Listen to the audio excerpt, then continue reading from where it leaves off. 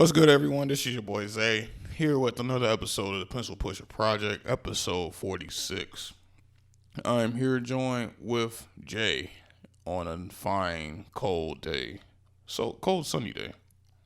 It's cold / sunny. Hopefully to get warmer. How are you feeling?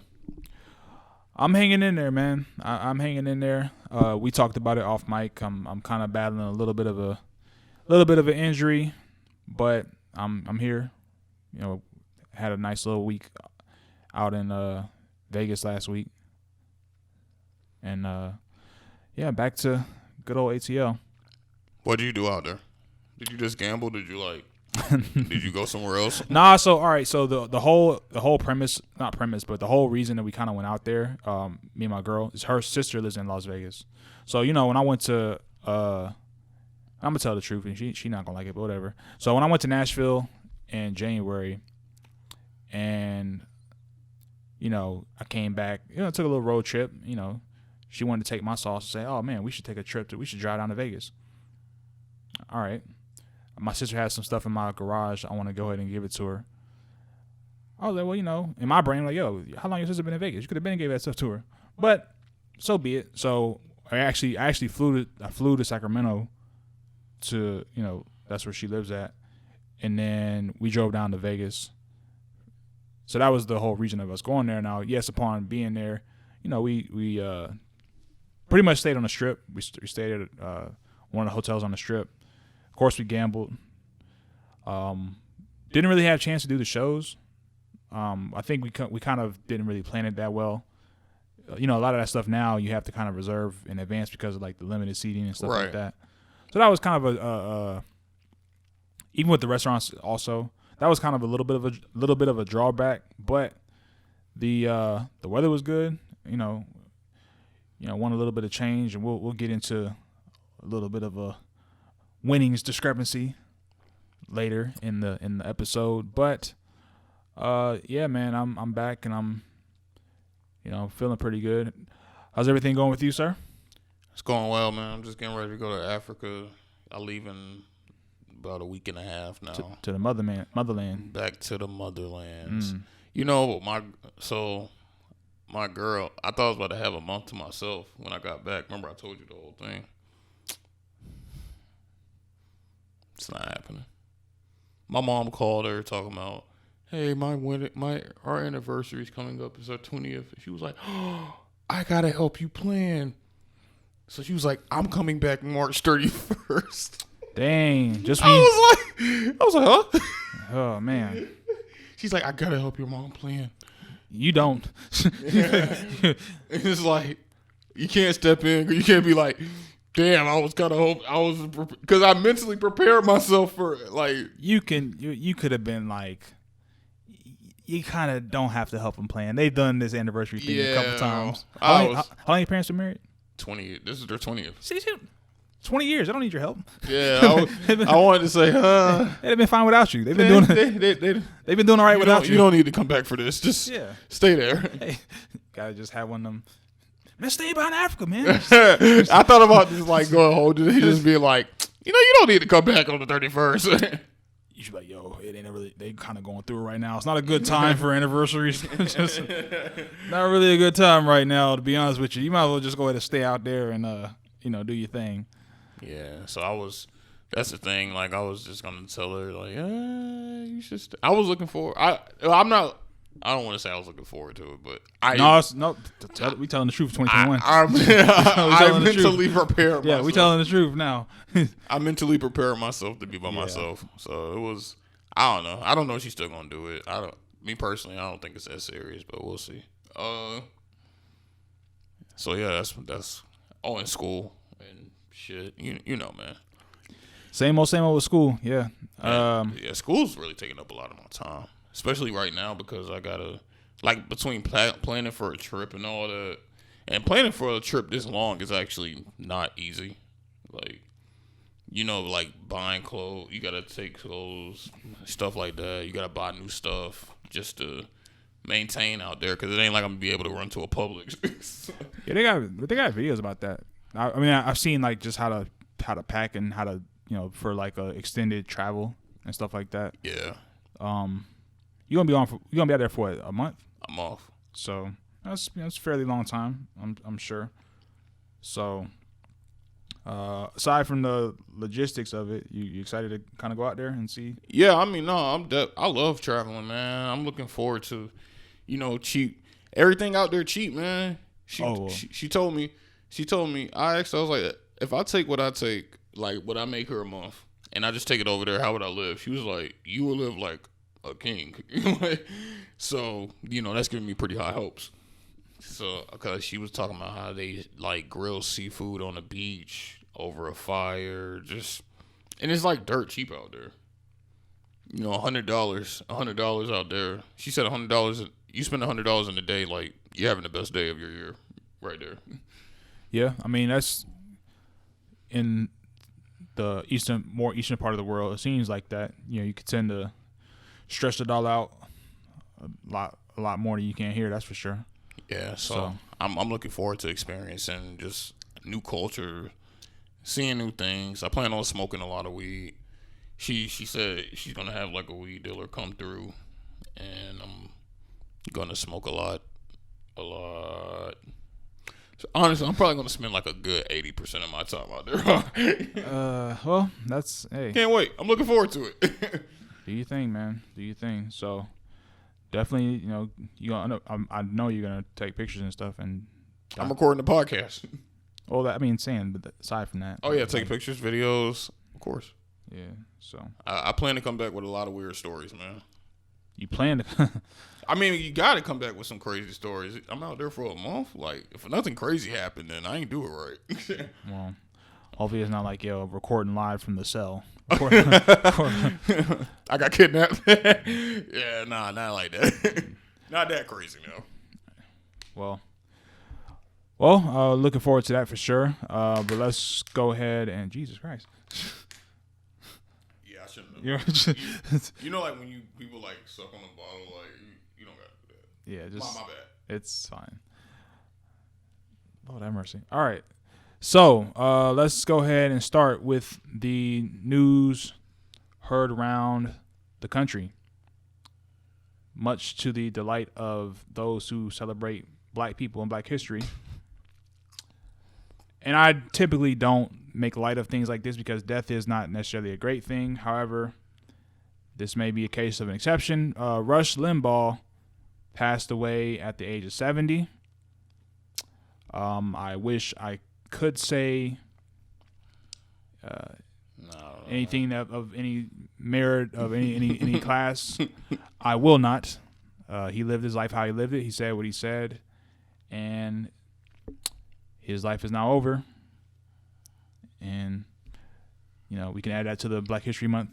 Yeah, it'd be wild if we put him like during Black History Month presentations. They start putting him there. Hey, on what was it? What I don't even know what the day was, but 2021. Renowned bigot / conservative. You think his soul is like looking at his body like mad at himself for dying? No, he's happy. During He's February.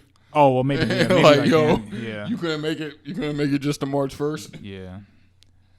Yeah, he died the 17th. So a few days ago. You know who was born on the 17th? That Black revolutionist. Fuck, I forgot his name. Go ahead. I'm gonna double back. But yeah,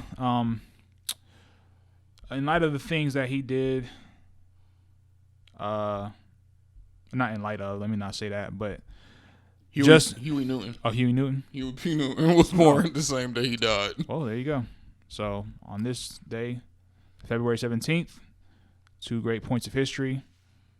A great man was born, and a not so great man passed away. But it goes without saying, some of the stuff we talked about off mic, him doing the whole thing with the AIDS update, talking about basically just reading the list of gay men who died, shit like that. Ain't too much I got to say about him. I saw this Twitter post. Somebody said, "Say what you will about Rush Limbaugh, and I will laugh." It was just like people. I was explaining to my girl about. She was like, I said, cause I would remember you sent me that text, and I said, "Hey, turn it to Fox News right now. I gotta see what they're saying." And then she was like, "Wow." I was like, "Rush Limbaugh died." She's like, "Who's Rush Limbaugh?" Because she's not from here. I said, "Look, just know that Twitter is about to be lit today." She said, "Why? Is everybody sad?" I said, "No." Twitter's about to. I don't. Yeah, definitely wasn't a sad day. Definitely wasn't a day of. It was more of a day of rejoicing. Yeah. A day of, like you said, in the social media space, a lot of memes, a lot of commentary. I saw one of them. What is that? How you pro-life and then die? Yeah. Like just things like that. But yeah, she also was just like, she said, what did she say? She said, "Wow, I've never seen people celebrate death." I said, "Sweeta." I mean, put it like this. I mean, it just I ain't necessarily happy that he dead, but I ain't sad. I'll tell you that. I ain't upset. It was funny though, because later that day, like around like 6, she was like, "Wow, people really did." Because I guess she was going through her Facebook, and she's like, "Wow, people really didn't like this guy." And I said, "I'm telling you." I think she gotta kind of see not just their reaction, but if she comes to know like the why. Yeah, the why. Like people didn't just wake up and say "fuck Rush Limbaugh." Like there's a extensive track record of reasons. He's made very disrespectful comments about a lot of people, especially with like police brutality. With the whole thing with Alton Sterling and him making light of that, and just it's just very, very. I mean, it's whatever. I ain't gonna say very. That's kind of how. Not Alton Sterling, Eric Gardner. That's Eric Gardner. Yeah. Okay. Sorry about that, Eric Gardner. But that's what he was like. The whole "I can't breathe." He was making light of that, and just all that shit. So, bye. Yeah, I guess, man. Good luck out there. Bye. Hey, good luck in hell. I don't know what to. You don't know what else to say. I don't know what else to tell you, boss. So moving on from that, we. You want to? Oh, well. In a more serious note, I'm sure everyone's been seeing what's been going on in Texas. They've been hit pretty hard with winter storms. A lot of folks who are without power. A lot of folks, the water situation is in, just everything's fucked up. Just think of a winter storm in a place that's not really built for that. I can't really recall anything of this magnitude happening in Texas in my lifetime. I'm sure there's been Texas gets snow. Don't get me wrong, but I'm just saying like to this extent. Mm-hmm.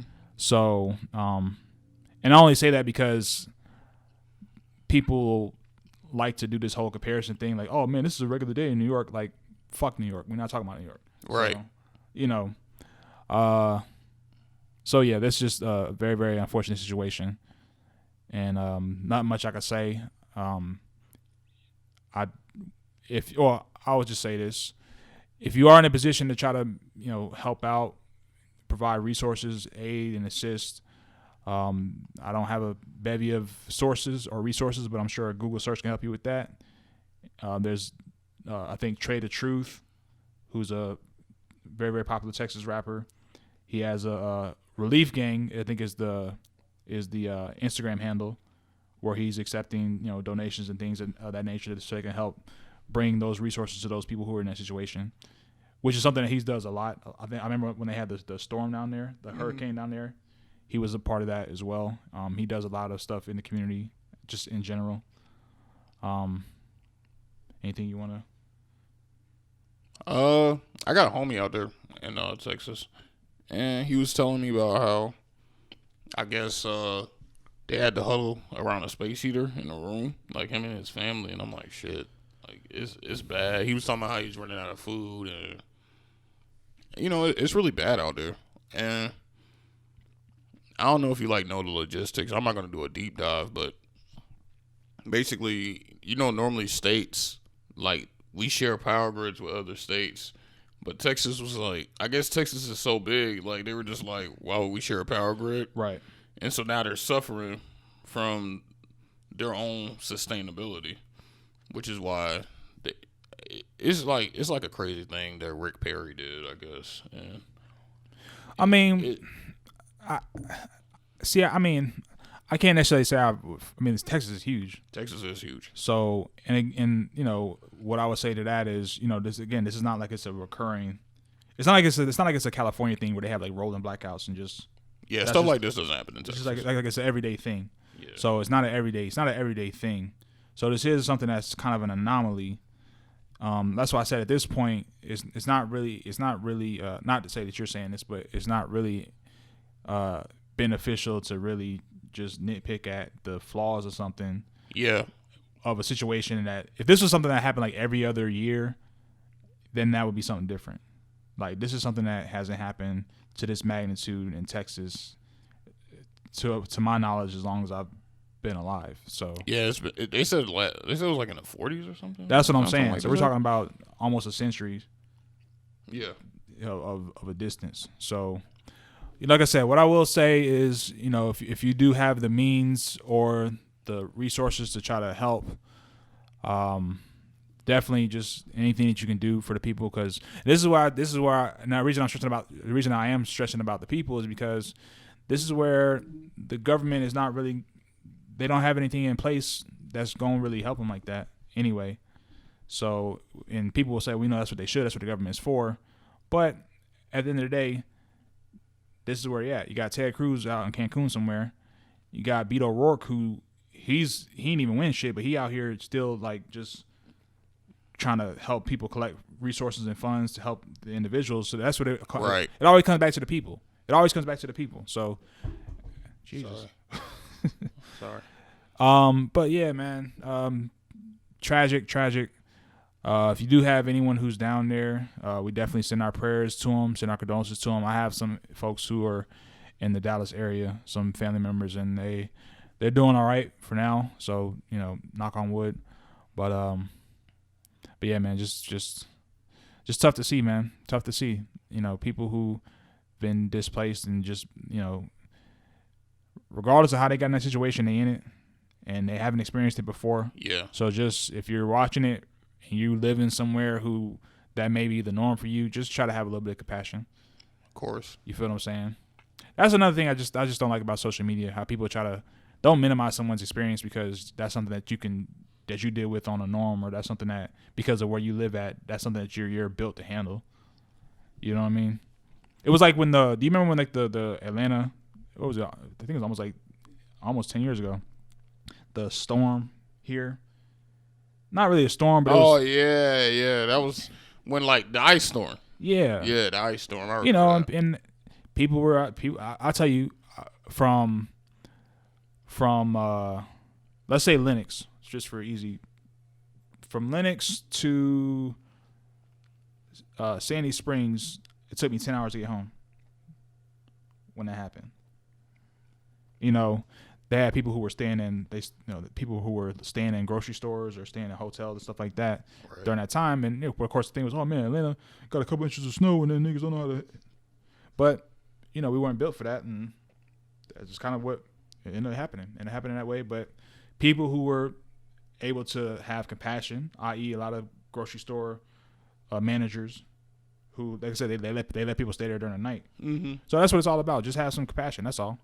You know what I'm saying? You ain't got to poke fun at people just because they haven't been through some shit that y'all are typically built for. Right. It don't bear no fruit. Nothing comes from that. So, but yeah, man, let's go ahead and move on to some lighter stuff. I almost had a scare this week. What type of scare? My girl was in the shower talking to me, and she said, "Hey, I'm listening to your podcast." I said, "Oh, fuck." I'll be talking shit. Bro, my whole life flashed. I was like, "Oh my god, she's listening." But then I was good because it turned out she used the wrong word. She was like, "No, I'm listening to a live podcast of like somebody else I listened to." I was like, "Oh." Well, we'll find out if she's listening. Listen, if you're listening to the podcast, you ain't gonna touch my boy. You ain't gonna do nothing. We gonna know because she'll be like, "Oh, so you want me to leave for a month?" Yeah, I'll be like, it's time to put it to the test. So, all right, let's go into some music. I'm not gonna lie to you. Oh no! Before we get into Slow Tie, because I know that's your boy, not your boy, but you listen to Slow Tie. Yeah. On the way back from Vegas, we saw that Robin Thicke had put out a little something. I saw that too. It ain't bad if you like the whole Macy's vibe. Macy's, like his sound is shifted to a department store. More type of vibe.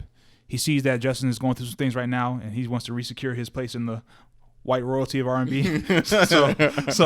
Justin going through some things right now. He's over here trying to put out some fires with the Britney Spears shit, and I want to apologize. Yeah, okay, drop it. Yeah, but you know what? It wasn't bad. It wasn't bad. Let me look up the name of it. You can talk about Slow Tie, and I get the name. So Slow Tie last week dropped an album called Tyron. It is his second album. He dropped it in 2 volumes. The first volume is more of a banger side, and then the second volume is like more introspective. As far as production goes, I have to say the production on this album is like, it's some next level stuff. He signed to AWGE, which is ASAP Worldwide Gang Entertainment, ASAP Rocky's label. But yeah, they definitely put their money behind this album because you can hear it. And I don't know a lot about Slow Tie, but based off of what I was reading, I guess with this album, he really did take like a more mature step compared to his previous work. Because that's what I was seeing a lot of with the comments. They were like, yeah, he really stepped it up. And this is only his second sophomore album. Like, I can only imagine where he's going. I don't even like UK rap like that. Why? No, I just never could get into it. Oh. Like, it's not that it's bad. I just never got into it. Ain't believable. They get it talking tough. Yeah. I mean, I like Skepta. I think Stormzy's good. I like him when I hear him, but I don't like actively reach out and try to find the album, I guess. But this right here, this was a good one. And if you're not familiar with UK rap or any of that, I would say that this is a good start because he varied it enough to where it can appeal to enough different people.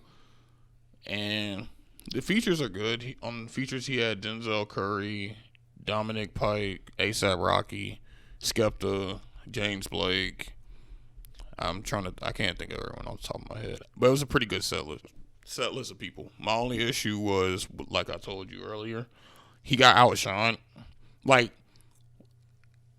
He held his own, but you could tell that he kind of backed off when he came to his guests, if that makes sense. Like, the songs that he has by himself, he killed. And the songs with his guests, he killed. But he kind of let his guests have, like, longer verse than him. Or he'll like, cater the song to them, sonically or something.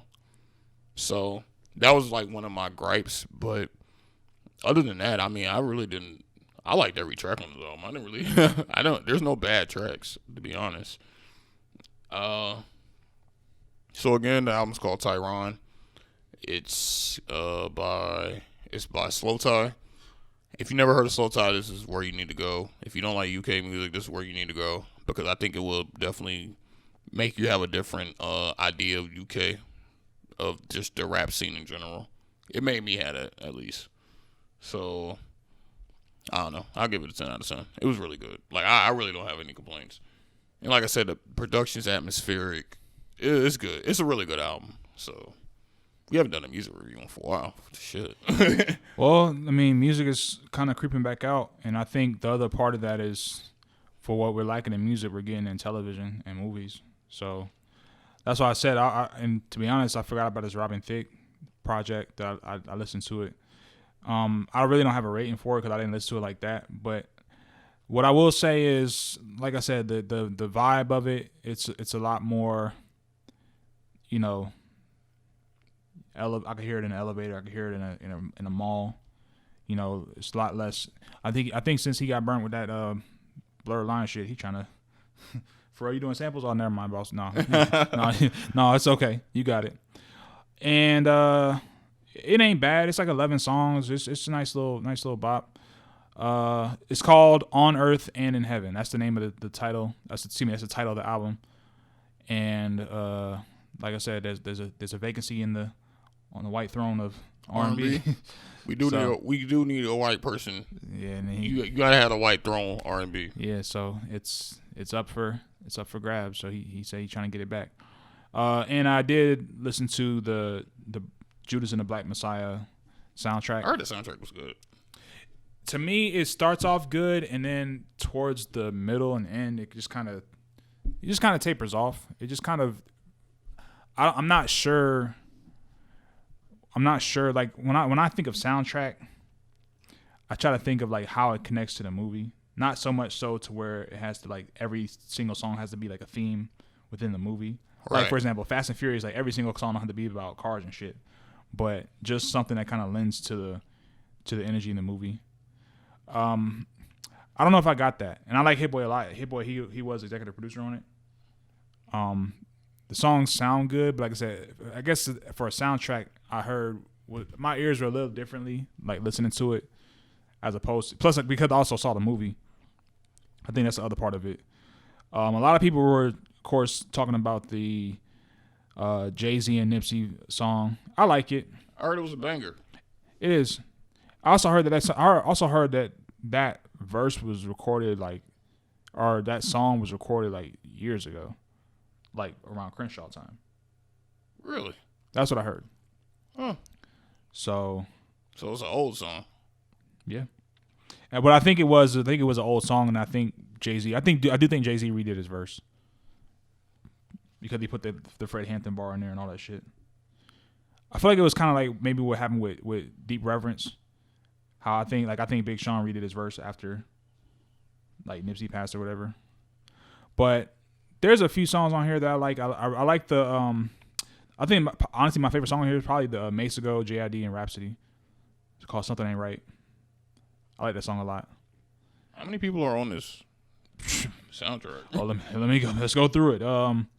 Hers on here, Nas, Hit Boy, Black Thought, C.S. Armstrong, Angela Hunt, Nipsey, J, Hit Boy, Smino, Saba, Masego, JID, Rhapsody, BJ the Chicago Kid, Lil Durk, White Dave, G Herbo, Nardo Wick, Pooh Shiesty, Polo G, Dom Kennedy, G Herbo, already said him, Bump J, Sir, Safe, Kiana, I don't know if I'm pronouncing this right, Kiana Lede, ASAP Rocky, and Rakim.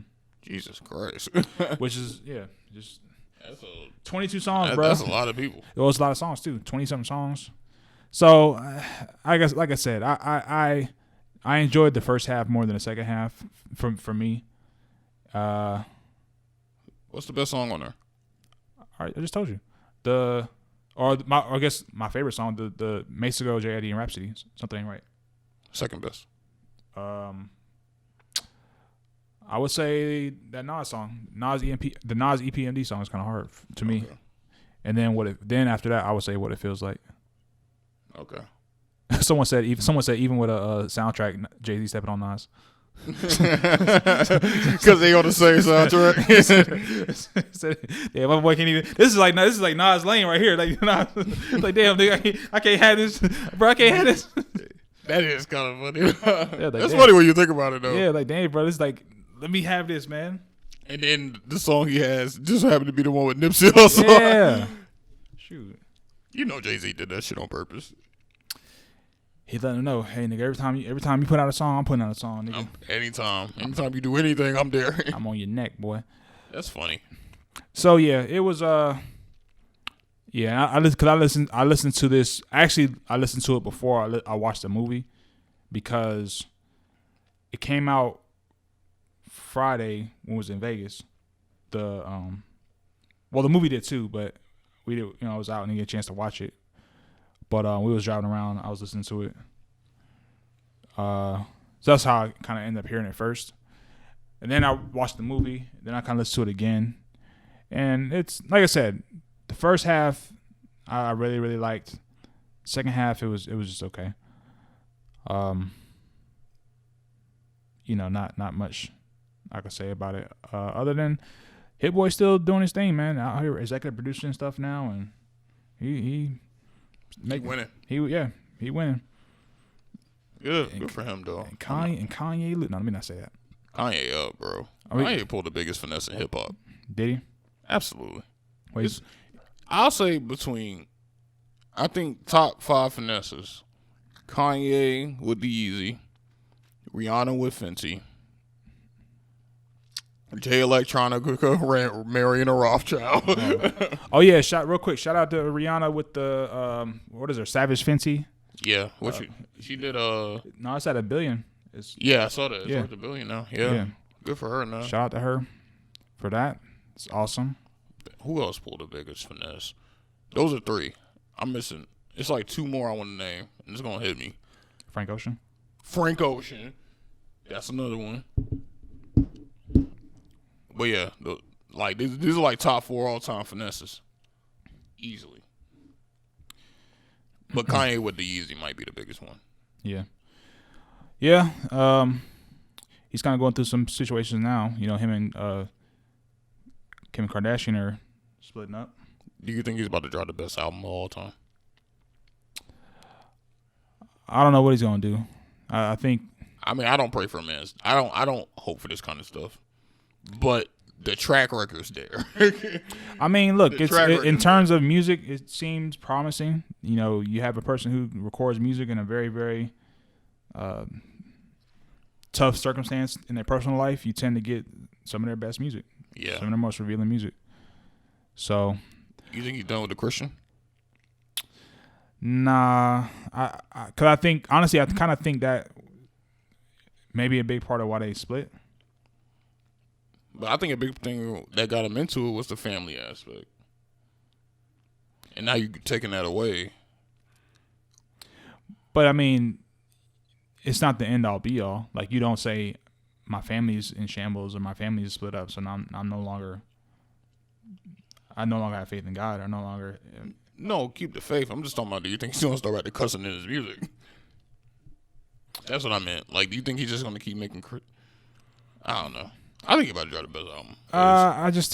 Like I said, I just really think that I think it's just a part of him now. I think that's just, you know, because what I do hope is what I do think, and some of what I've read is that the split is more or less amicable. So I don't feel like it's going to be nasty. I don't feel like it's going to be one of the things where if he's doing Sunday service, she's not going to have the kids there.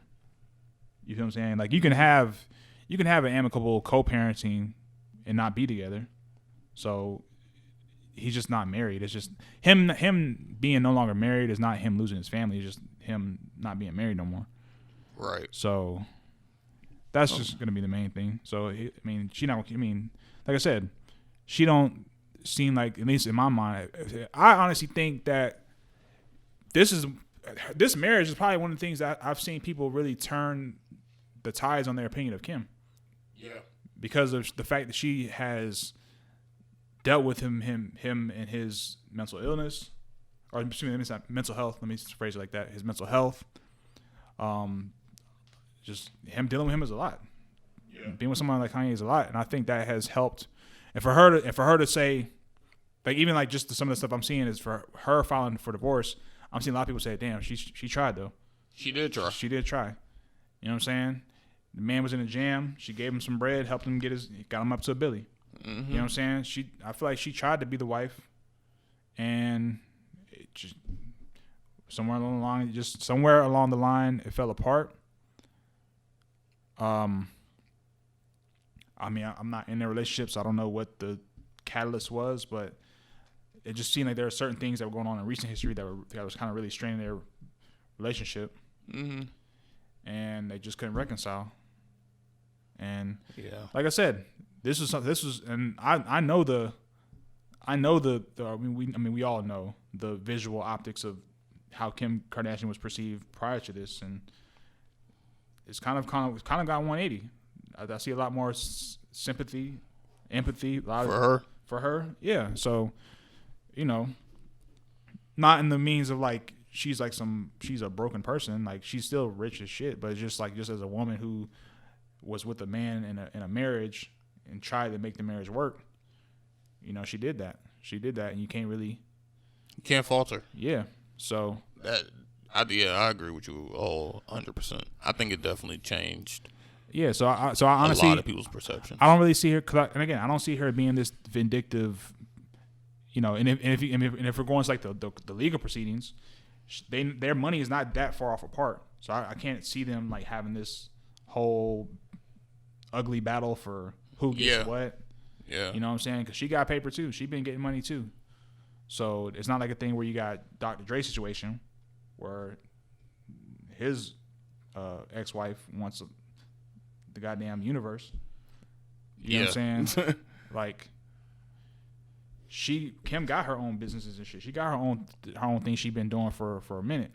Like I said, she helped him out. She the one that came out. You know what I'm saying?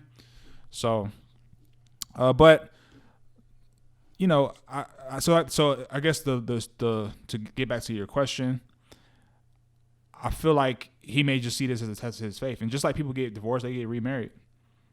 So they may reconcile. It's not like over forever. It's just who knows. I think he'll still continue to do gospel music. Like I said, I think that's a part of him. I think that's not connected to his marriage, or that's not gonna cause him to go back to making like secular music. Right. So that's just where I'm at with it. Yeah, I think it's gonna be interesting to see this play out because, like you said, most marriages there are gains and losses to be made, but in this instance, they're kind of on the same level. So maybe it'll just be peaceful. Maybe it'll just be a peaceful. But it could be an amicable split. Which is what I'm hoping for. I don't want to see this play out in a dramatic way. I really don't. I just feel like that's what I'm saying. I just feel like there's just been a lot that's invested. Aside from the money, they got 4 kids together. Mm-hmm. You got 4 children. It's just in my eyes. I personally, I would like for them to try to reconcile. I mean, it ain't my marriage, of course, but I would like for them to see that, hey, they're working to try to reconcile and get back together. Because things happen, and I think far too often people. I feel like when you get to marriage stage, and maybe it's just me, but when you get to the marriage stage, there's a lot more room to try to get back together with somebody. Like I don't think I could ever get back with somebody that I broke up with that I wasn't married to. If I was married to somebody and we split, I would be open to maybe the idea of getting back together because that's just you made a separate type of vow with that person. Mm-hmm. Like a girl that you was just dating or someone you was with, even if it was like a long relationship, if it wasn't like a marriage tied to it, I could probably just close that book and be done with it forever. But you've invested so much in this person. Like I said, marriage, children, family, I'm sure just financially as well. But like I said, I don't think either of them are hurting for money, so I don't even think that's the crux of it. So, but yeah, any other music that you tapped into? Yeah, we saw that there were Tiny Desks from Rick Ross and 2 Chainz. We didn't actually watch them, but I gotta watch those. Yeah, I feel like I watched too many Tiny Desks not to watch. Those two. Yeah, I follow 2 Chainz. So I saw him post. He posted about the one that he was in, the one that he did. I didn't see the 2 Chainz. I mean, I didn't see the Ross one, but I just kept. I know you told me about what's old boy Elijah Blake, how they was doing them. Yeah, they killed my dog. Yeah, they were killing my dog Elijah. Yeah, so 2 Chainz, he has a nail spa that he did. That's what I was trying to say. He did his in is a Pamper Nail Studio. That he owns, and that's where he did his Tiny Desk at. So it's kind of funny. Like he's his one song he's recording while he's getting a pedicure. So God bless him. Let's go ahead and you want to get into the TV? Yeah. Sorry, I kind of had a moment. All right, where you want to start? You want to start with what you're watching, or? Well, we're gonna get into. Let's save WandaVision and Mortal Kombat because I think those are the 2 that we really, at least I think we're gonna get into more in depth on those.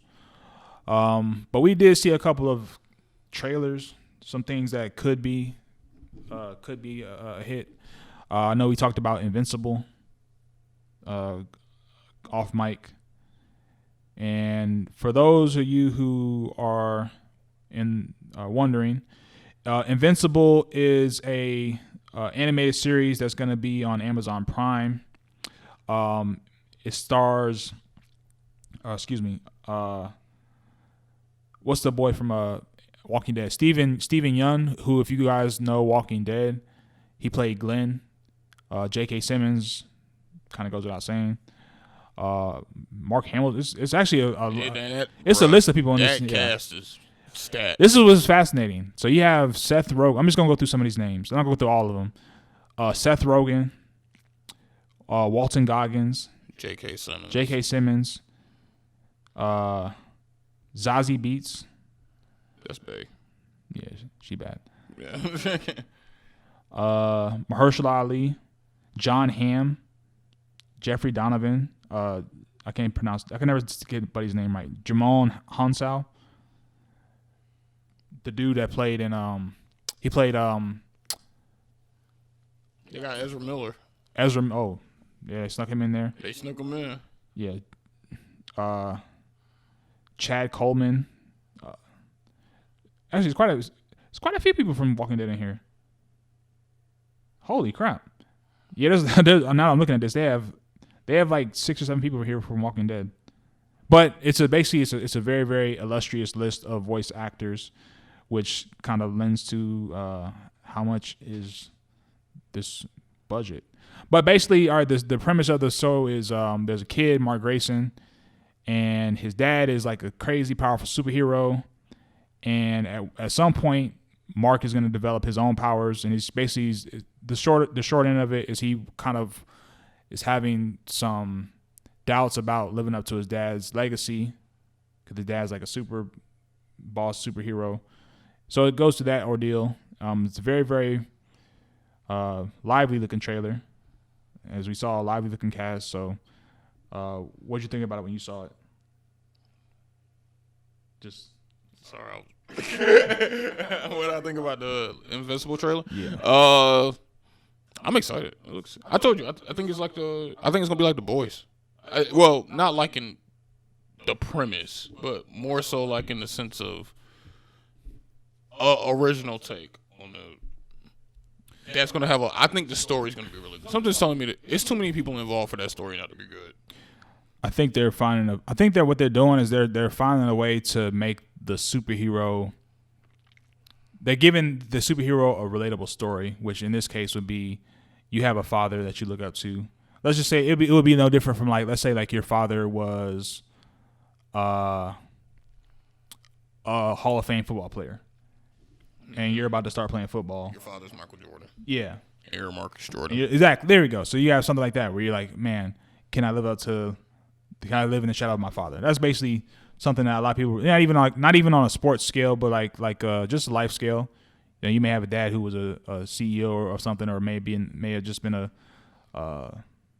maybe he was in a service, maybe he was in law enforcement, maybe he was a renowned surgeon or doctor, and now you're in medical school, and just that thing of just living up to your father's name and making him proud and stuff like that. So it's taking a superhero premise and just giving it a very, very human story. And I think it's hard to go wrong with that. And what they did with The Boys is they basically they made their goals align with just everyday goals. They were basically trying to get a contract with the military. So that was the premise of that show. But there was a lot more tied into it, but it just shows you like how we act in the real world, trying to get contracts with people and getting involved in politics and stuff like that. So pardon me. Very good looking show. I'm excited to see it. Yeah, animation looks really good too. Yeah. The animation looks like it does. Really good. It does. What I do hope, and we'll touch on this actually too. I do hope that because this is a new show, I think they need to go ahead and release the whole thing. I was hoping to God. That's what I was thinking about. I was like, I really hope they don't do this as an episodic. They gotta release the whole thing. The Boys barely got away with that, and people like The Boys. People don't know this show. They're not really familiar with this premise. So I think if you're going, the worst thing you can do, especially on Amazon Prime, if this was like a Showtime show or HBO, maybe you can get away with that. Release it. Do you think we've seen like in recent years, we've seen like an animation surge? As far as like making animations with complex storylines and more adult themes. Well, that's been for a while. It just now it's trickled into TV. We've already talked about like you could argue that Cars wasn't a kids movie. It's from a scope. It started to me. It started on a grander scale. They started making animated movies, but if you took your kids to see the movie, they would add adult themes so where you as an adult could also relate to the movie. And now I think they've gone from that to just making animated shows that aren't for kids. They're for adults, but they're more mature themes. Yeah. So I think that's just something that's kind of been there for a while. I think you asked if there's a recent surge. I think it's kind of always just been something that's been hovering. I mean, there's shows that you talked about. What was it? BoJack Horseman. Yeah. So I think there's been shows that have been out there. It's just now that we're talking about superheroes, this is something that is a lot different. In my estimation. Because typically, if it's not like your Marvel shit, where it's like you're fighting against like galaxy people from like just different worlds, stuff like that. Mm-hmm. It's something where it's a lot more grounded with just like real themes, and I think animation wise, look, people like animation. And it's a good way for people to make money. It's a good way for people to, especially now, where like if people can't go on set and do stuff, they can do voice acting. Yeah. Which is probably why we see a show like Invincible. Yeah. Got the people they got. They can get the people they got because they're not working. Yeah. They're not, hey, I'm not tied up. Hey, Mahershala, what you doing right now? Shit, nothing. I ain't filming nothing for another. Blade ain't coming out for another 3 years. So, you need some money? It couldn't hurt. But that probably is the type of conversation. I'm just, like how they're texting each other. They probably just text each other like, hey, let's do it. Hey, nigga, I know you're not filming nothing right now. So you might as well go ahead and come on over here. You might as well just come through, do a little voice. Hey, voice, it ain't even that hard, bro. You just read a little script, get your thing off, They showed Keanu Reeves when he was what movie was that? He was the stunt guy. I can't remember that movie. It was an animated movie, and Keanu Reeves was he was just having so much fun with it. Just doing. Oh yeah, Toy Story. It was Toy Story 4. Yeah, it was funny because he was like John freaking Wick is like a kid in the candy store. Like they were just showing him like doing some of his lines and stuff. He was really into. Yeah, it was like really. He was getting into it. He was like really like having fun with it. So. I think that's cool to see though.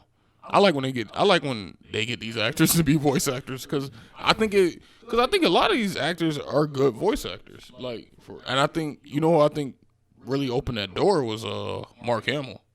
I think once because people saw like that people consider his Joker is like. Well, when you've built, that's what I was gonna say. When you've built because I would say, in terms of voice actors, you got Mark Hamill as Joker. You have several Batmans, but I would say Kevin Conroy is probably like one of like the most renowned like Batman voice actors. What's this dude's? Hold on, I'm gonna look him up right now. He's actually in this show, but he usually plays like villains. He plays like Darkseid. He plays I think he played Thanos. He played Thanos in a few animated shows. It's Kevin something. It's a black dude, but he's like on par. Not necessarily like with a specific character, but he's just kind of known as like that deep villain. I think Kevin Henderson is his name.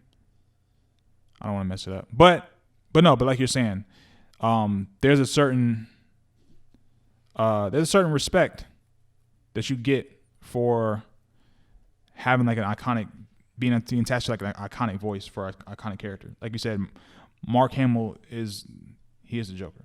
I'm sure if he goes out in the street, people will like do the Joker. Nah, probably Skywalker first. Oh yeah. It'd be Star Wars. Second up definitely. Yeah. But he's done so many iconic voices. Like you can put his character in a lot of stuff. You can put Mark Hamill to a lot of stuff. Yeah. Like I feel like people just text him and he just says yes. Like he's just like whatever. Well, I think he likes it. I think he enjoys it. So Kevin Michael Richardson, that's the dude. but he's done like Thanos in some shows. He's done Dark Side. He just has a very, very basically a long career of being a voice actor, and he even did like in the first Mortal Kombat. He even did Goro. That's how long he's been doing it. He did Goro. He's done Trigon and Teen Titans. Just a bunch of stuff. But like I said, animation is I mean, people like it. It's cool, and Yeah. It's a cool thing to be a part of, especially like with the rise of all these. Now they've been getting these bigger names for these animated movies. Now it's going to be the same thing with shows, I think. And like I said, imagine this was a movie. Yeah. The way that's cast was like you would have thought this was a movie. Yeah, it's crazy.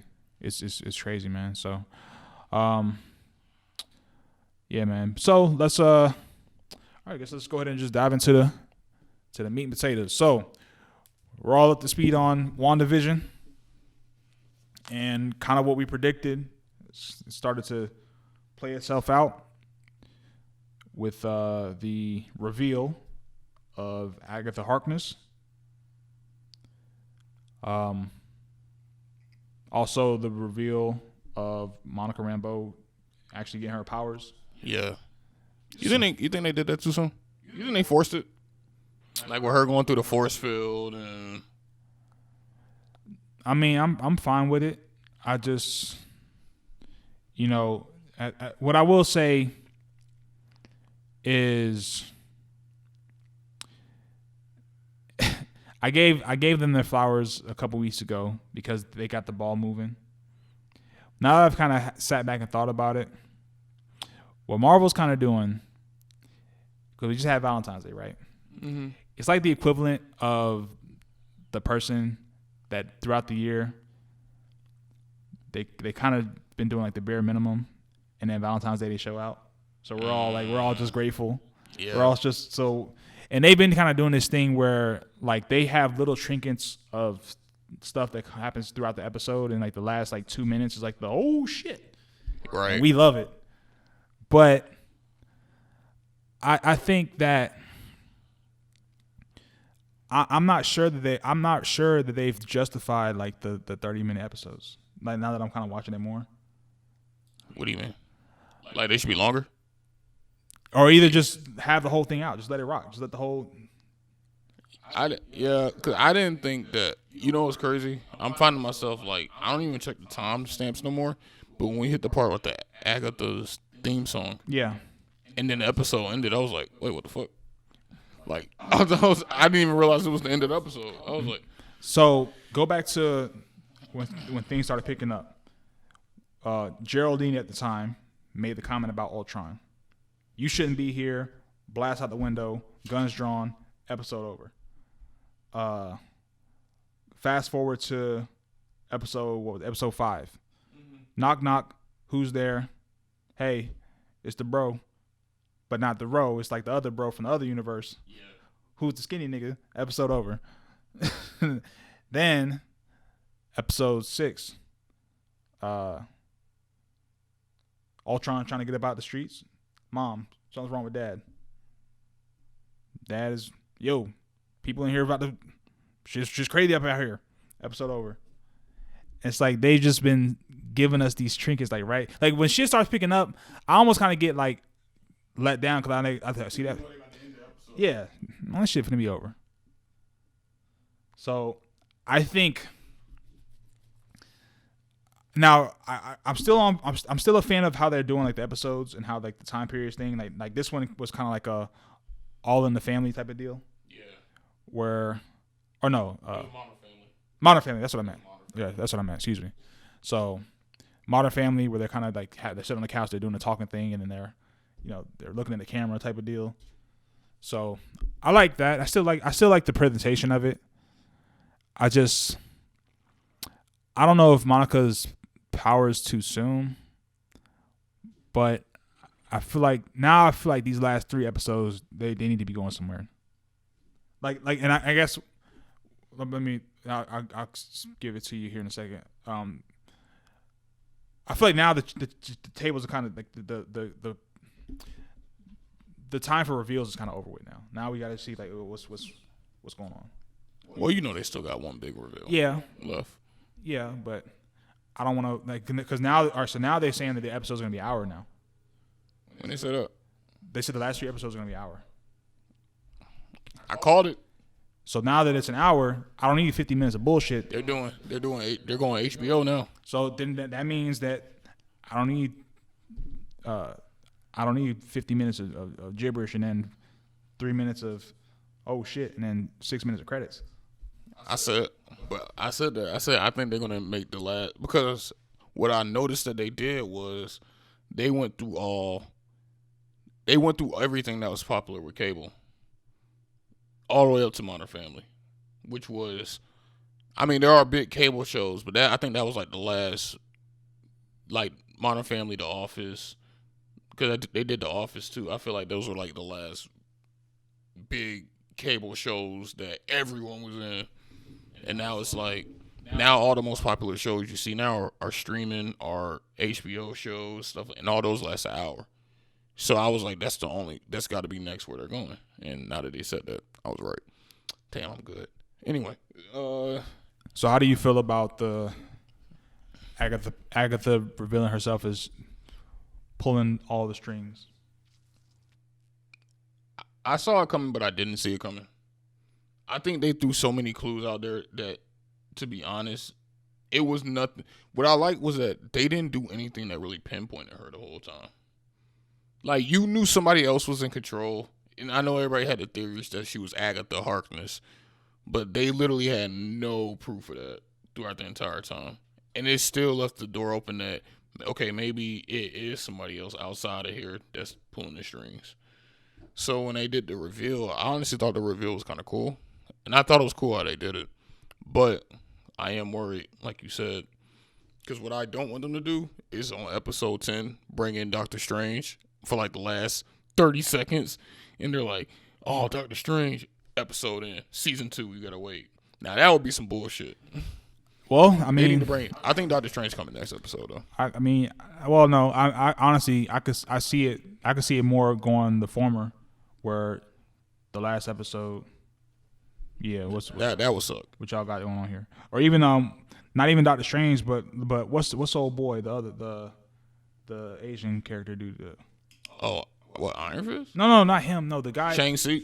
No, the dude that be like with Doctor Strange, the one that was like. The monk. Yeah. Oh. Like he pull up, be like, yo. Like, I can see them doing that. You know what I'm saying? Like something like that. But they said it's a big reveal. It has to be one of them. Well, I mean, yeah. I mean, like I said, I'm at this point, you know, the other question that I have is Monica Rambeau went through the barrier, and her her cells were affected by it. Okay, when Scarlet Witch, when Wanda expanded the barrier, are those people now affected? Are their genes now modified and affected? You know they're not gonna go that deep. You know they're not going that deep. No, I'm just saying, but they may not. But I'm just saying, if the girl is saying, "Yo, you've been through the barrier and this will happen to you," then it does raise a question for me. Maybe that's how they do mutants. Maybe that would be crazy. Now that would be like pretty smart, actually. So that's just what I was thinking when I was kind of going over the last few episodes, and you know, we got access off mic before we started recording, but now that it's kind of been brought to my attention, you know, what exactly is Agatha controlling and what exactly is Scarlet Witch controlling? Yeah. So now that raises a question for me because, you know, if all you did was kill the dog and made a nigga not say nothing, then what are you really doing? Yeah, then what are you really doing? And then on top of that, why TV shows? Yeah. Oh, because I don't want them, like, they can let some stuff slide. Like, if they don't sit there and make every person have superpowers that goes through the barriers, I'll let that fly. Whatever. But there are some things that do need explaining, like why TV shows, and like you said, who's controlling what. Like, what exactly is Scarlet doing? Which I think they're going to go into next episode. They're probably going to be like, Agatha's going to be like, well, yeah, I did this, but you did that on your own. And that's what I'm saying. Like, yeah, like I didn't. She's like, that's what I want to know, because what I've been kind of seeing, or I guess kind of leaning towards, is I see. I don't want to keep saying Scarlet Witch because they haven't addressed her by that name, but Wanda leaning towards becoming a villain, and maybe that's not the play, but that's kind of what I thought was going to be the initial play, was just her continuing to spiral out of control, and ultimately leading to, Doctor Strange, we need your boss. What do you think about it actually turning out that Quicksilver was a fake out? I mean, there were some things that really, I guess I'm not surprised by it. I think that was maybe like the what they wanted you to think, as far as like, hey, let us bring Quicksilver in to make, or let us bring the Fox Quicksilver in to make them think that it's going to be mutants, and then hit him with something else. So I don't have a problem with it being a fake out. Fuck that, I got a problem. I mean, look, I wanted it to be him. I mean, look, I like his Quicksilver. I do like him. I watched the scene. I watched the scene when he had broke Magneto out of jail, out of that container he was in, back in the what was it, Days of Future Past. He was like, yeah. He was holding the back of his head, like, what is this for? It's like, so he's only going to get whiplash. He was like, what? He's like, whiplash. So what do you think now? Like, when do you think they're actually going to introduce the X-Men? You think we're a couple years off now? I mean, now I'm starting to think we might be like 2 or 3 years off. Yeah, I think, the idea of the X-Men being born in Westview, I don't know if that's I think we're still kind of off of it. I think right now, because what's the next movie that's up? Doctor Strange? Yeah, and we're currently in Phase 4. I don't think they're going to introduce them until Phase 5 now. So I think, it's going to be leaning towards, like I said, possibly Mephisto. And then from there, we can kind of see what's going on with the Doctor Strange situation. I think that's where it's ultimately going to connect for me. But what I will say is, what I'm going to do is, once all the episodes finish, I'm going to like watch it like front to back and really see if like how it would have been if they just would have let it ride. Like each episode? Yeah, just all in one. Well, yeah. I'm curious to see, like, now that Wanda knows, like, what's about to change. Because something's going to change. Yeah, and then like the Agatha's purpose, like what is her, what role is she playing in this? And like, why can't Vision leave? Like, it's a lot of stuff that like, they've created a lot of questions, but I think they intend on answering them. Yeah, and like, what's her connection? And this is something they may answer in the next episode. Why Wanda? What's her connection with Wanda? What's her, you know what I mean? Maybe there's some things that Wanda thought about her past that she doesn't ultimately know. Her and her brother being twins, she just may have assumed that they were mutants or whatever. Maybe they're not. Maybe this is the reveal that, hey, you're actually a witch. Yeah. So it's gonna. I don't know. They got 3 more episodes and they got an hour to play with now. So yeah, well, we will see.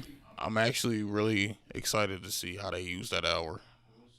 I just hope, like I said, my main thing is, as long as they don't save Doctor Strange for the last episode, don't save him for the last episode and then reveal him at the end of the episode and then the season 2. Yeah, I also think that would suck. I also think that they should what I hope they don't do is I hope they don't just show Monica having powers and then they don't explore that. Like I would hope that they try to get into like some of the maybe not every single thing she can do, but just what is her actual capability? Like what is her actual power?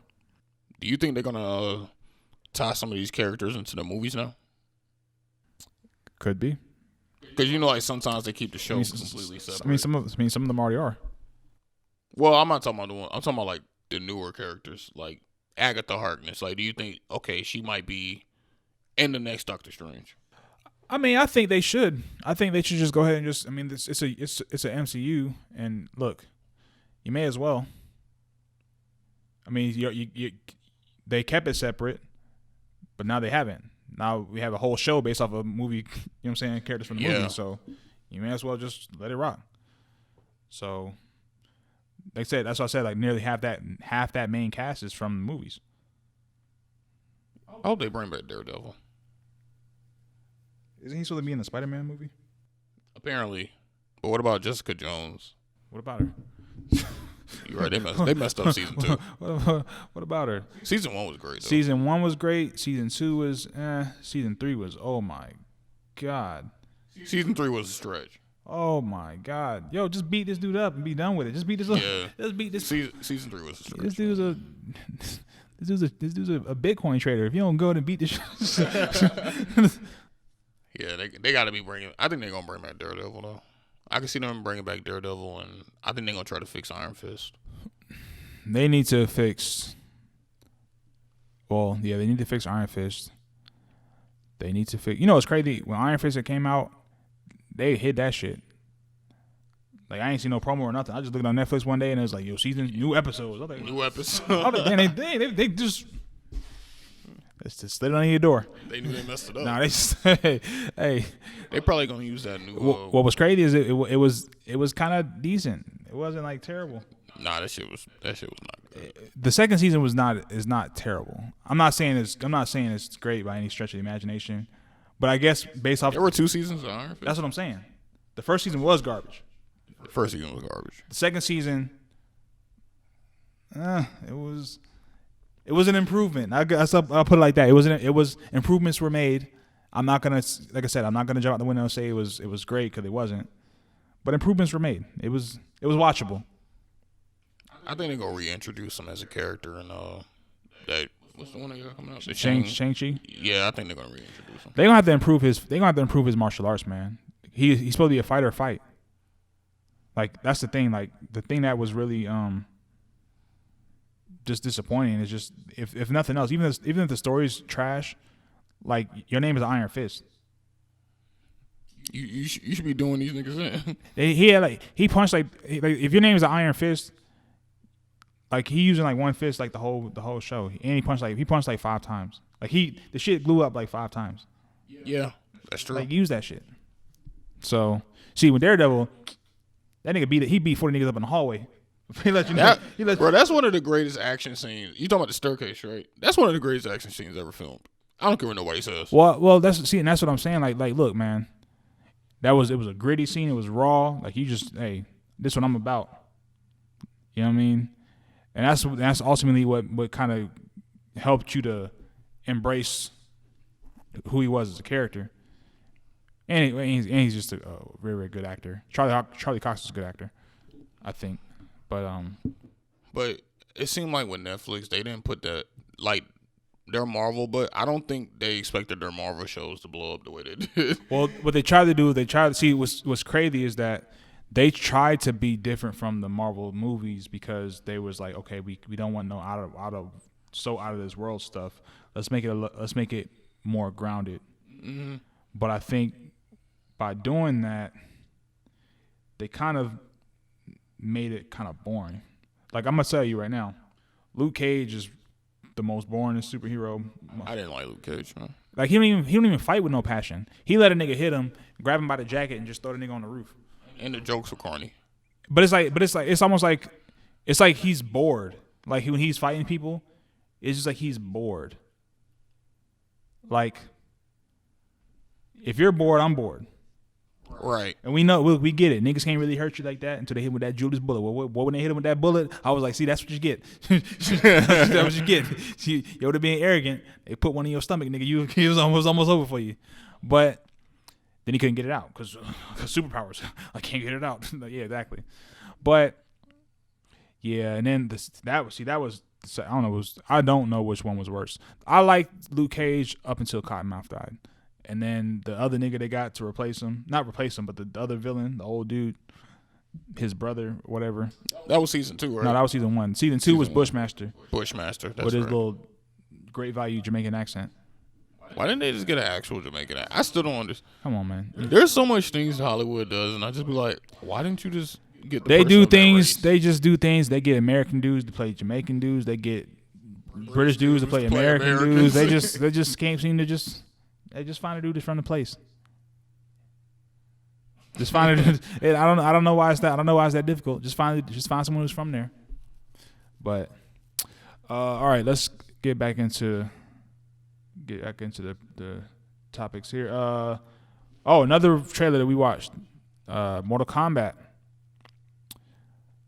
I had my doubts, and then that trailer. Well. Yeah, let's get into that. Let's get into the up because let's be honest, the lead up. The lead up. Some of the photos look goofy that they were dropping. So let's start with the first little HBO Max trailer where they're showing the clips of all the movies, and they keep showing that little second of Sub-Zero doing the shit with the knife. I'm like, all right, that's cool.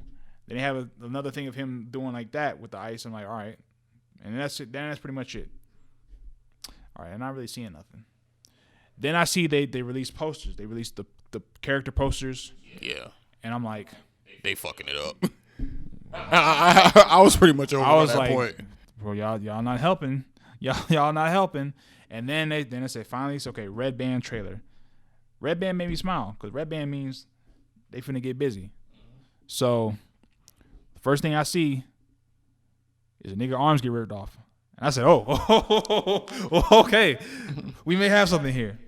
Then, Sonya does her exposition about, hey, the guy was superhero, blah, blah, blah. And by the end of the trailer, I got to say, my doubts were kind of relieved. And now I got to say, I'm intrigued. Yeah, I'm all in. I'm intrigued.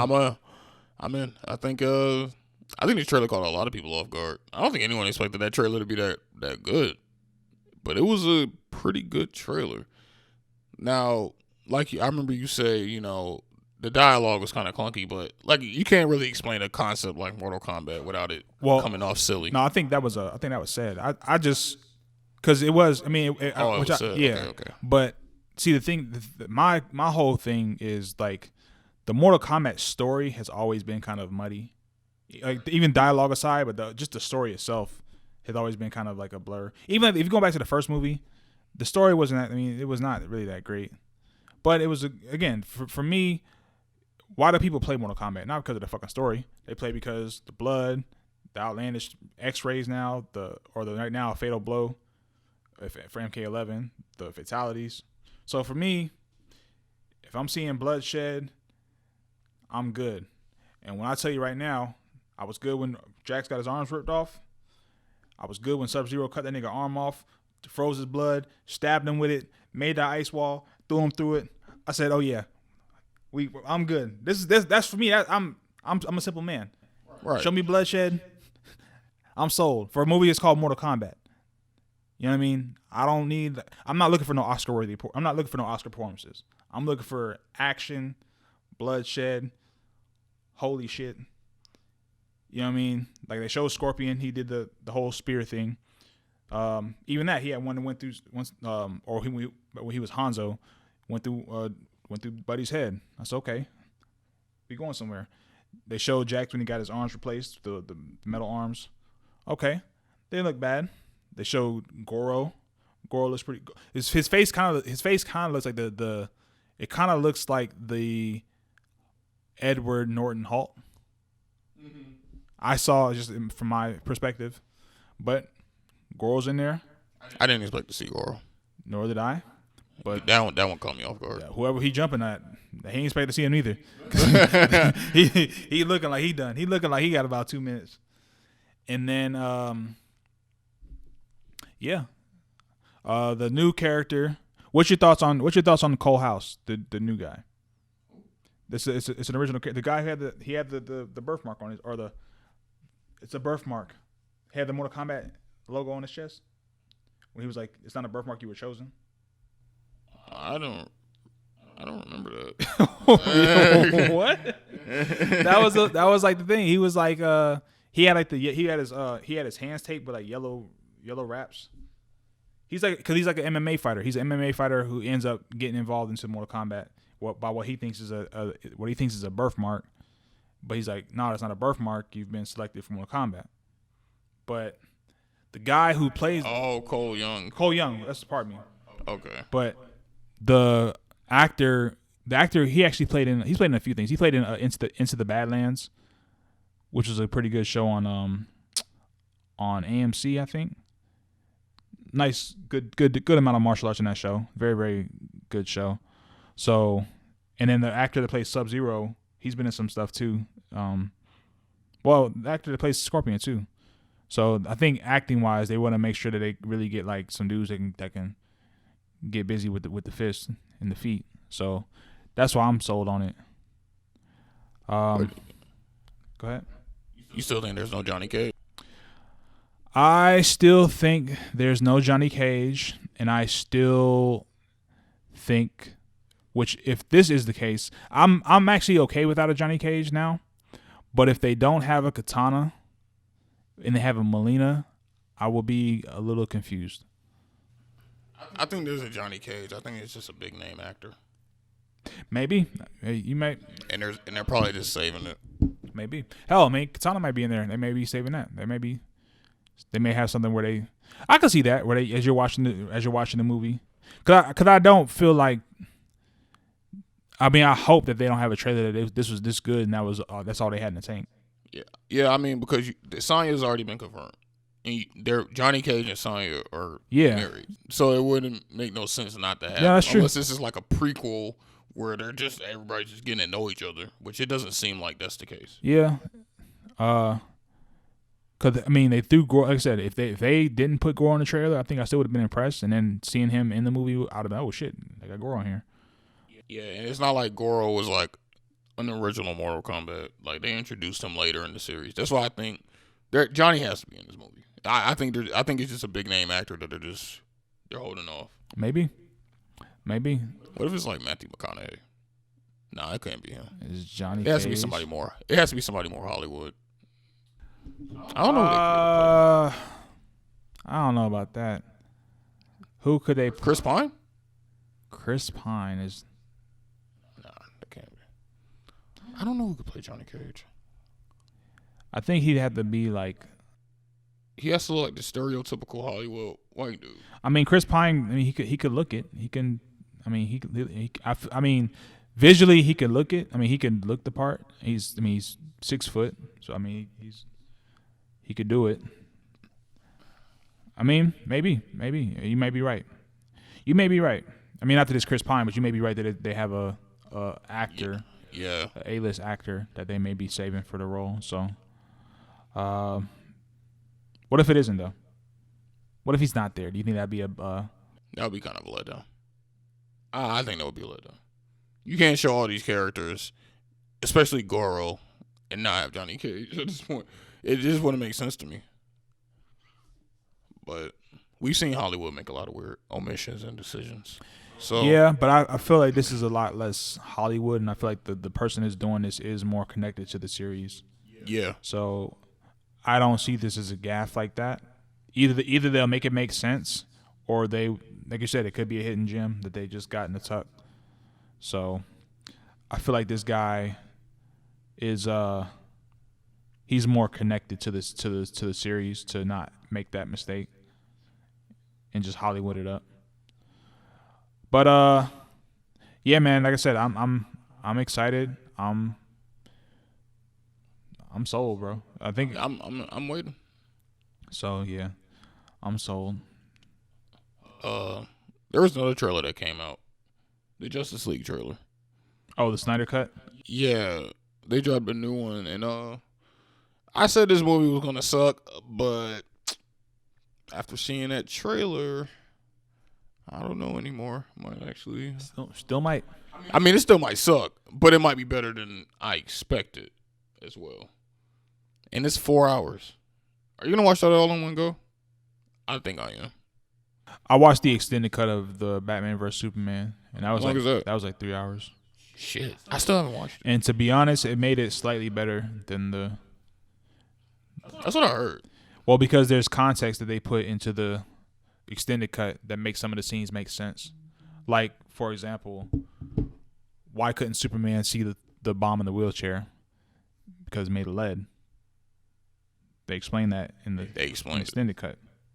Not explain it, but they hint to it in the extended cut. He's also doing more like journalist work as Clark Kent in the extended cut to kind of make sense of like the whole situation with what happened in the first scene of the movie where he went to save Lois. Okay. So he's doing more stuff as Clark Kent in that movie too, and it makes it more enjoyable. So, but yeah, I'm gonna watch it. I look. I would have to prepare myself, of course, but I can't lie. The Snyder Cut Joker, yeah, it looks it's an improvement. Looks better. Improvement. It's improvement. Somebody say he stole Joaquin's swag. He's like, oh, we live in a society, huh? Yeah, yeah. You heard your boy take that. You want to run with that, huh? Oh, they definitely reshot that shit. Yeah, they were like, yeah, we can use it. Yeah, we can. Jared, get back over here. We'll take that. We live in a society. Yeah, I know. You seen Joaquin did it, huh? But yeah, the Joker look that he has now, I kind of like it. I think it's gonna be I don't know. I still don't have like immense hope, but that trailer gave me some confidence. I'm gonna watch it, man. I don't want to say I'm jaded, but DC's track record just kind of puts your expectations in a very, very realistic, frame. Where he's like, yeah, hey, don't get your hopes up too high. Yeah, and that's kind of how I feel about this. I'm like, if it sucks, it's what I expected. But if it's good. One thing they said, too, is that the scene where Steppenwolf went to, Themyscira, they said it's going to be a lot more graphic. Okay. Because, I mean, when they showed it in Justice League, he kind of just walked in and... Give me that. Pardon me. Give me this. Oh, arrow, huh? Nah, they say he gonna be getting busy. I mean, it's 4 hours, I would hope. Yeah. He looks a lot different. Yeah, I know. From that difference is like night and day. Yeah. Still don't like his character, but he looks better to me. But yeah, I think this is DC just pouring out all this Legos, and then they're gonna try to recoup and rebuild not rebuild, but just try to, leave this where it's at, and then what positive from this could you take and try to turn it into something else? That's what I'm saying. They're using this as a way to reboot. Yeah, so I know that's what they're doing. Because that would be the smartest thing to do. Yeah, so now that's why you throw darts out in that bitch. He ain't been in there. Throw him in there too. Like, so they're gonna try to see what works and then try to see if they can expound on that.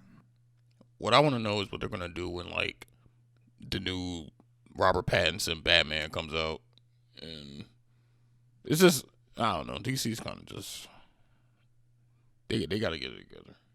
They kind of took some of the air out of that too. Because I remember when it first came out when he was like, I'm vengeance, and they're like, oh shit. That trailer was crazy. Yeah. Well, that trailer caused so many people off guard. Oh shit. Sorry, Neil. Sorry, that ain't me no harm. But like, is he gonna be the new Batman permanently now? Like, what's going on? Yeah, they just have to get their ducks in a row, because there's too many question marks that are still out that they're gonna have to make that right. Aquaman don't even tie into anything. There's a lot that's going on here. They need to figure this out. Yeah. What else? They need any other big trailers drop? Um, I'm not really to be honest. I'm not that connected to it, but the Cruella trailer. Oh yeah, I think that's gonna be good. I got hope. You got to see it to believe it. No, I saw the trailer, but I'm saying, that's like, I guess for me, I watched 101 Dalmatians like maybe once, so I don't really. I don't think this is really gonna be about. No, that. but I'm just saying, that's where isn't that not where she's. That's where they're going with it for sure. Well, that's what I'm saying. Like, but her character in general, like I know they're gonna kind of shed light on possibly like just her origin story, whatever you want to call it. But just for me, I saw the trailer. I mean, it looks. Visually it looks good. I just don't have much to add to it. Not the same way I do about like a Justice League or, but it looks good. And she used that classic, "I am woman, hear me roar." Is she? She said that in the trailer, Oh. which I just always think is funny.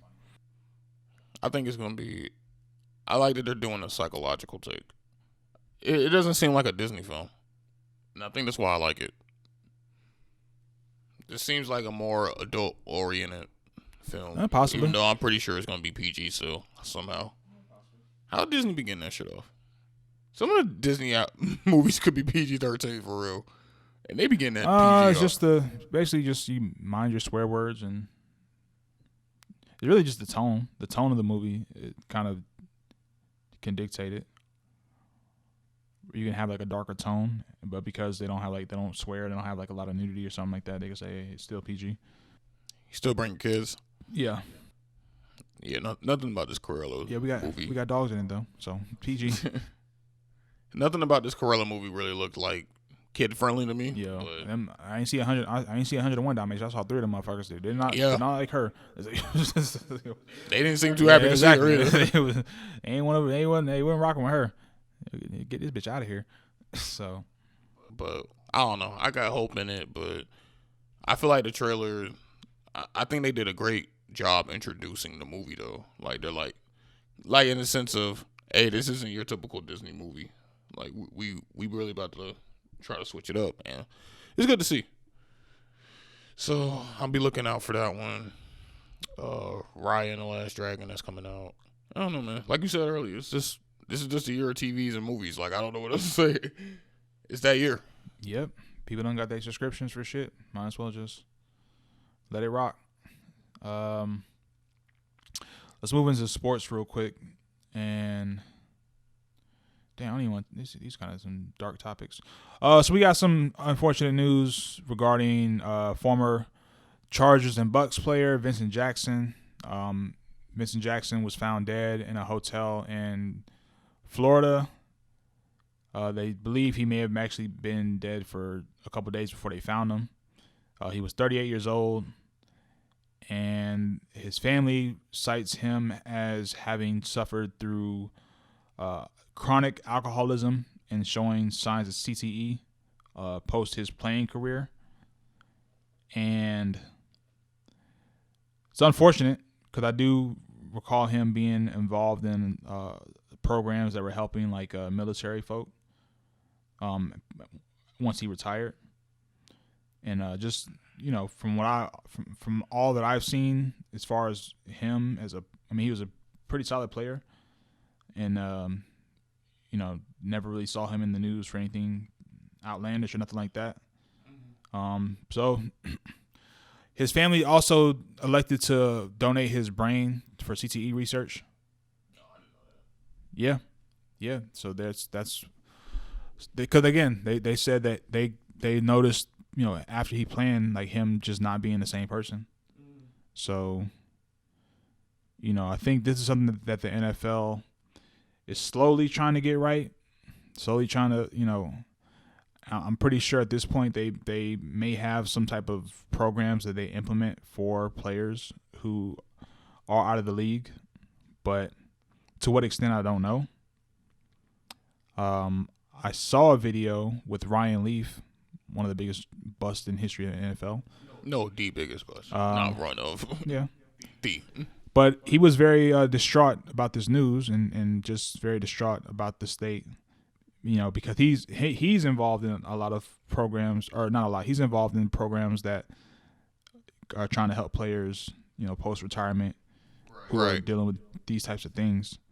So, unfortunate. I don't know if you have anything you want to add to that. I just wanted to kind of send my. I mean, it's scary to see, seeing these NFL players like this, because football is such a big thing in America. So when you hear news about this, and you're like, shit, I know that guy. Like, it's never good to see. And especially when it's someone as young as this. Like, he was only 38. And to know that CTE was kind of involved. Well, we don't know for sure. But, when you get reports that CTE might have been involved, like, it kind of makes you take a step back. And make you re-examine the whole game as a whole. So, it sucks to hear about. It really is. I knew who Vincent Jackson was. I watched a lot of football, so... yeah. Sad. I was like I said, he played for the Chargers for several years, and I was a big fan of his. Even when he left, I definitely wasn't hating on him. But yeah, like I said, I see the number. I just see the age number, and I just turned. Yeah, that's young. I just turned 35, bro. So like, just seeing that, not big of a difference for where I'm at right now, and. Like I said, not too much more to add to it, but just wanted to, send our condolences to his family, to his former teammates, and yeah, well, rest in peace, man. Hopefully when the brain research can lead to another outbreak or another, just something being known. Yeah, more. And I think that I really hope, if they're not already in place, I really hope that they just try to implement some more assistance for players to transition out of football, as it relates to like maybe their mental health, maybe just their state of being. They already kind of do stuff like that for like financially, as far as like, hey, make sure they don't go broke. Right. But just other things that the game, especially the game of football, is dangerous as a game as it is, those lasting scars are not always on the surface. So, I really hope that the NBA, the NFL, as much money as they make from these players, it's good to be able to, or it would be good to be able to have some sort of type of connection or system or something where you are doing even nothing but just a rain check or a wellness check or something, just periodically. Like, these guys have gone through, I would even say something simple as maybe some post career physicals. Just, after they've retired from the game, maybe some MRIs, maybe something like, hey, just see where it just kind of. Because that's another way you can maybe study the brain before they get in the ground. Just maybe do some MRIs a few years after they've retired. Just make sure they're not, having some sort of activity that could lend itself to being something related with CTE or brain damage or whatever. So that's really it on that. The other topic, and I won't stay too long on it because it's not. Again, not too much to get into, but it is another story, a sad story of someone who with a lot of potential, who unfortunately made some bad choices. Kellen Winslow Jr. Many of you may know his father, Kellen Winslow Sr., who's a Hall of Famer. Kellen Winslow Jr.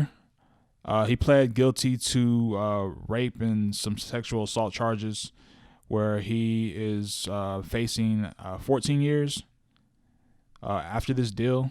Some of his victims include a homeless woman, some woman from a gym, and also a woman that may have been like 18 or 17. Just nasty. Nothing really to add to that. But like I said, for me, I'm familiar with Kellen Winslow Jr. He was a Pro Bowler at one point in his career, and he did have some talent. He played for University of Miami. You know, a guy showed a lot of promise in his career and just didn't make the right decisions, unfortunately. So, let's see. Anything else you want to chime in on that? I don't know who he is. Oh, Yeah. that's all right. Well, he's unfortunately at this point he's a former football player and a convicted serial sex offender. That's who he is now, which is unfortunate. Has a young son who unfortunately is not gonna be with he's gonna be without his dad for some time. All right, let's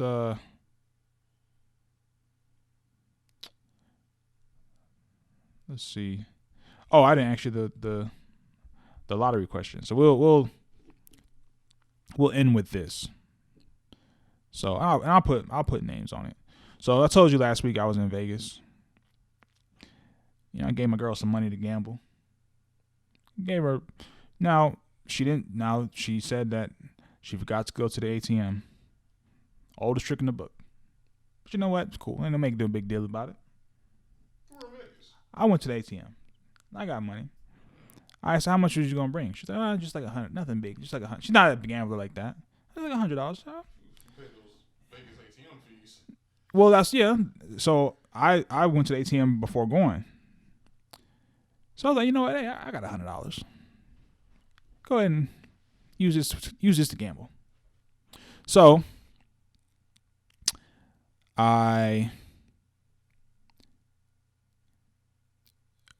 pardon me. So fast forward. This is before we left to even go to Vegas.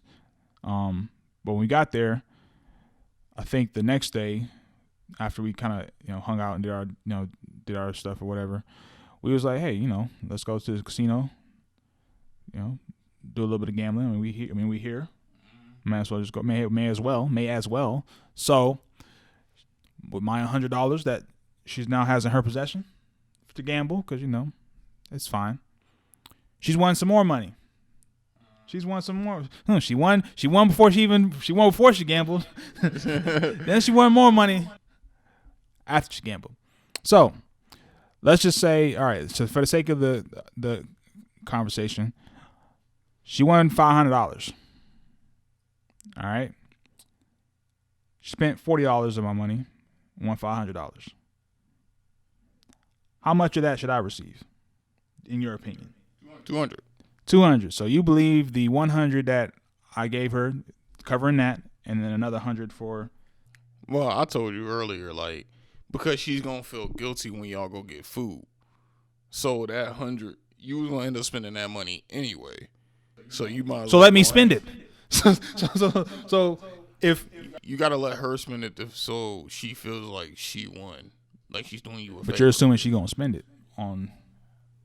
If I say, yo, I'm hungry, and you just win $500, and we go out to eat, and I pay, there's an issue. You know when there isn't an issue, when you just give me the money and let me pay. When there is an issue. How much do you think you should have got? I believe that I should have received half of that money. So $250. Yeah. You would do the extra $50? No. Well, pardon me. So the 100. Let me say $350 then. Because she won $500.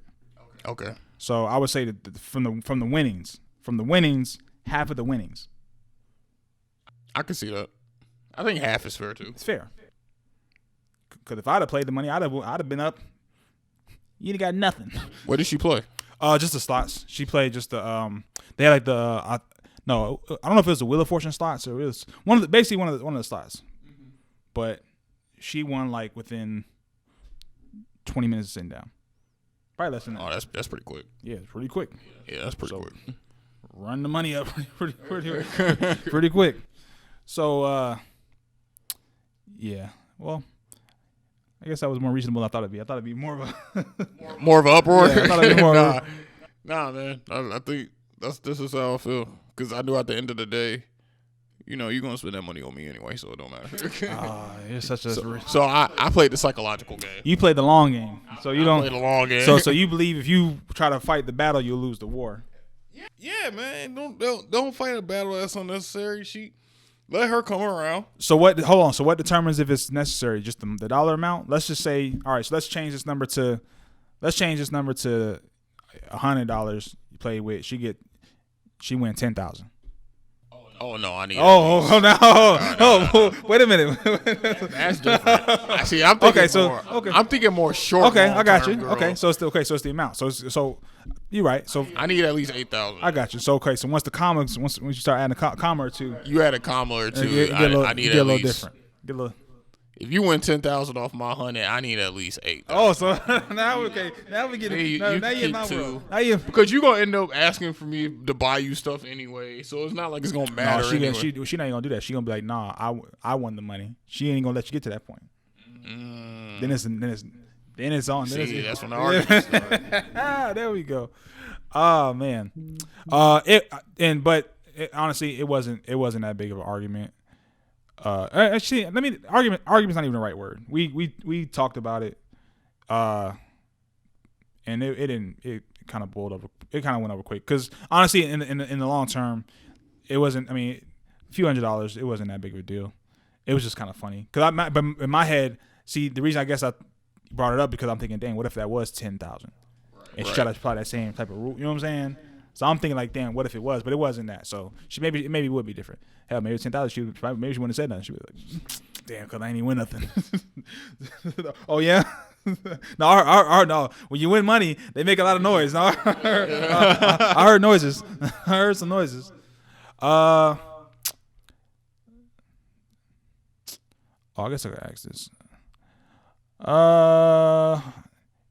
You ever been hurt and then you still try to work out?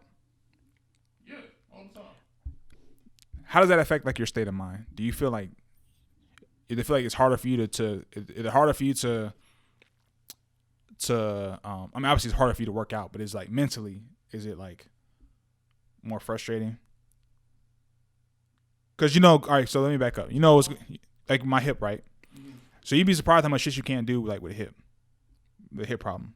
And you think, hey, maybe because your brain you think, maybe just stick to upper body stuff. But there's like a lot of shit I can't do because of my yeah. So like certain things, even like if I'm doing like a bench press, and if I'm starting to press up, or even like with dumbbell press, because eventually I have to sit up, and when I sit up, I get like a lot of pain. Mm-hmm. So it's like, damn, Brad, I can't do nothing. I can't. So it was. I'm not gonna lie. Like the last couple weeks is really like mentally, it's really been hard to like find the I guess the motivation, to go work out. Mm-hmm. So that's why I asked, because it's just when you have a certain number that you can hit like just off the strength, and it's like it's nothing. But when you're hurt, it's just like drastically lower. It's some disheartening shit. Yeah, so that's the thing, man. I'd be like, God damn, bro, like it just. So that's the thing. So like I pretty much have to stick to like light weights and moderate. I mean, I do higher reps, of course, but light to moderate weight, and I just try to find the exercise like, can I lift heavy with this? And then like if I don't feel pain, I'm like, oh, thank God. So sounds like a lot of thinking before you lift. Well, I just gotta. That's what I'm saying. That's another thing too. It's like, damn, it's just too much shit I gotta consider.